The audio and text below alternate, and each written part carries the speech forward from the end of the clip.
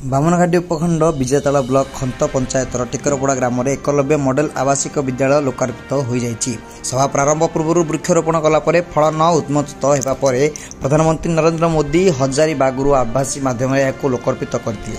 समन्वित आदिवासी उन्नयन संस्था निर्देशक परीक्षित दास सभापतित्व यार अनुष्ठित कार्यक्रम में राज्यसभा सांसद ममता महांत अन्यतम अतिथि भाव सारसकणा विधायक भाद बांसदा रायरंगपुर विधायक जले नायक वरिष्ठ आईनजीवी तथा बीजेपी राज्य कार्यकारिणी सदस्य संजीव महांती सामाजिक कर्मी तथा बीजेपी राज्य संपादक नवीन राम बीडीओ बंशीधर खसला स्थानीय सरपंच कांद्रा महाली मंगल संप्रसारण अधिकारी विकास रंजन नायक उपजिलापाल कार्यालय एडीडब्ल्यू कमलकांत स्वाई प्रमुख जोगदे शिक्षा बिना विकास असंभव एवं शिक्षार विकास देश में विकसित बोली वक्तव्य रखिते।